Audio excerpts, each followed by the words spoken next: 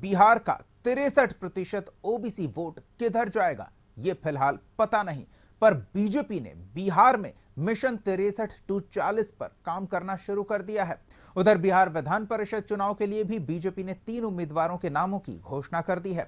तो पड़ोसी राज्य झारखंड में भी राज्यसभा की 2 सीटों के लिए बीजेपी ने डॉक्टर प्रदीप वर्मा को अपना उम्मीदवार घोषित किया है।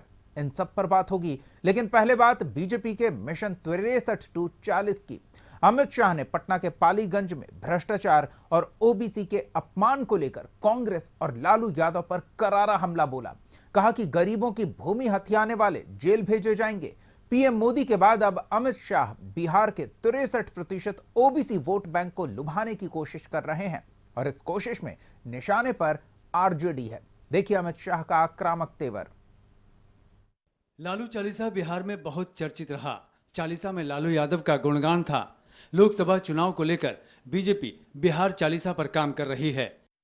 बिहार चालीसा माने बिहार की सभी 40 सीटों पर जीत। एनडीए सभी 40 सीट अपनी झोली में डालना चाहती है। पिछली बार 39 सीट, तो इस बार सभी 40 सीट। बिहार चालीसा के लिए एनडीए के 6 स्क्रिप्ट राइटर काम में लगे हैं। बीजेपी ने बिहार में मिशन 63-40 पर फोकस किया है। बिहार चालीसा लिखने के लिए मिशन 63-40 जरूरी है। इसके लिए बीजेपी के बड़े नेताओं के दौरे हो रहे हैं। प्रधानमंत्री नरेंद्र मोदी, अमित शाह, राजनाथ सिंह और निर्मला सीतारमण। बिहार में एनडीए की सरकार बनने के बाद अमित शाह का पहला बिहार दौरा है। बीजेपी के चाणक्य माने जाने वाले अमित शाह विशेष रणनीति के तहत पटना के पालीगंज में सभा की। पालीगंज पाटलिपुत्र लोकसभा सीट का हिस्सा है। अमित शाह ने पिछड़ा अति पिछड़ा महासम्मेलन को संबोधित किया। सभा में बड़ी संख्या में लोग पहुंचे। मिशन 63-40 साधने की कोशिश है। अमित शाह ने मंच से कांग्रेस और आरजेडी पर ओबीसी को बरगलाने और अपमान करने का आरोप लगाया और कहा कि जिस ओबीसी को कांग्रेस ने हमेशा दरकिनार करने की कोशिश की, लालू यादव उसी की गोद में जा बैठे।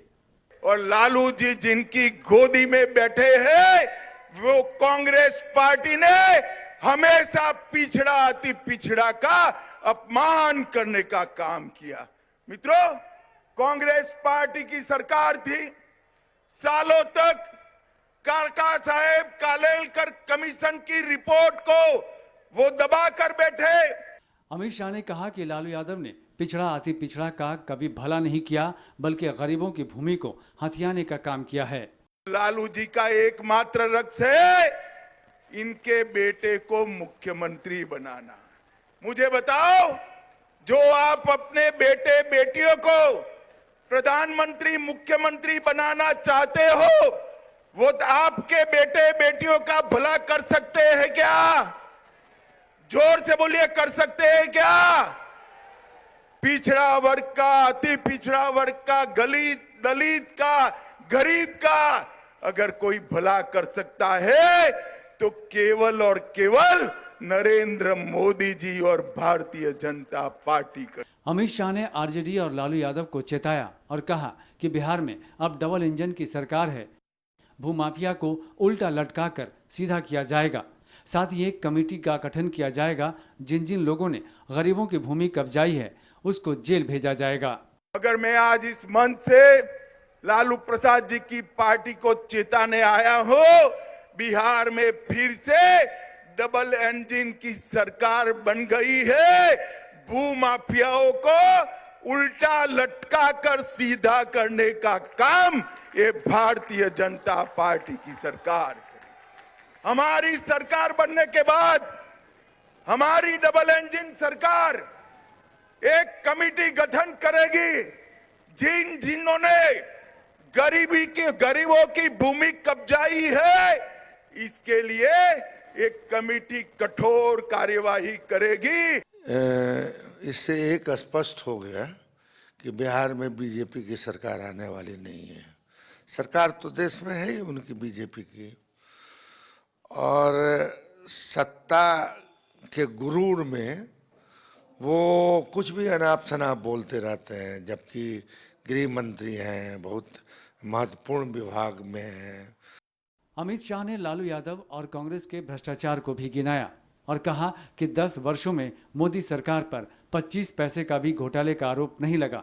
मैं बताता हूं, आरजेडी ने चारा घोटाला किया, वर्दी घोटाला किया, पाइप घोटाला किया, मेगा घोटाला किया, रेलवे के होटल के आवंटन का घोटाला किया, बालू घोटाला किया और बेनामी संपत्ति बेटे बेटियों के नाम से अरबों रुपयों की जब्त की। इतने साल हो गए, 23 साल से मुख्यमंत्री प्रधानमंत्री है मोदी जी, उन पर 25 पैसे का भ्रष्टाचार का आरोप हमारे विरोधी भी नहीं लगा सकते। अमित शाह ने कहा कि हम जब भी बिहार आए, यहाँ के लोगों ने भर भर कर दिया। बिहार की 40 और एनडीए 400 पार सीटें जीतने का दावा अमित शाह ने किया। माताएं बहनें बैठी हैं, भाइयों बहनों सभी दोनों हाथ उठाओ, जरा उठाइए दोनों हाथ। 400 पार के संकल्प की मुट्ठी पीछे और प्रचंड आवाज से बोलिए, भारत माता की। बिहार में ओबीसी की आबादी 63% है। इनमें पिछड़ा वर्ग 27% और अत्यंत पिछड़ा वर्ग 36% है। बिहार में महागठबंधन में रहते हुए नीतीश कुमार की सरकार ने जातीय गणना कराई थी। इसमें बिहार की कुल आबादी 13 करोड़ से अधिक है। नीतीश सरकार ने आरक्षण का दायरा 50% से बढ़ाकर 75% कर दिया। नीतीश कुमार ने जाति सर्वेक्षण का काम कराया, लेकिन बीजेपी ने सर्वेक्षण के आंकड़ों पर अपनी रणनीति बनानी शुरू कर दी। सबसे पहले बीजेपी ने मध्य प्रदेश में मोहन यादव को मुख्यमंत्री बनाकर ओबीसी समुदाय को ये संदेश देने की कोशिश की कि ओबीसी में बड़ी आबादी यादव समाज को वो कैसे तरजीह देती है। यादवों की आबादी यूपी, बिहार के अलावा हरियाणा और मध्य प्रदेश में भी खासा प्रभाव रखती है। अकेले बिहार और यूपी में ही लोकसभा की 120 ऐसी सीटें हैं जहां ओबीसी वोटर निर्णायक हैं। मध्य प्रदेश और हरियाणा में ओबीसी के प्रभाव वाली सीटों को जोड़ दें तो ये संख्या 159 हो जाती है। साल 2019 के लोकसभा चुनाव में बीजेपी ने 118 सीटों पर जीत दर्ज की थी। इंडिया गठबंधन बनने के बाद बीजेपी सतर्क मोड में है। बिहार के 63% ओबीसी वोटर अगर सध गए तो एनडीए की झोली में बिहार की 40 लोकसभा सीटें आ सकती हैं। अमित शाह जानते हैं कि बिहार में आरजेडी का माय समीकरण मजबूत है। 14% यादव वोट बैंक में सेंध लालू यादव का खेला बिगाड़ सकता है। इसलिए मोदी से लेकर अमित शाह आक्रामक मूड में हैं। ब्यूरो रिपोर्ट, कशिश न्यूज।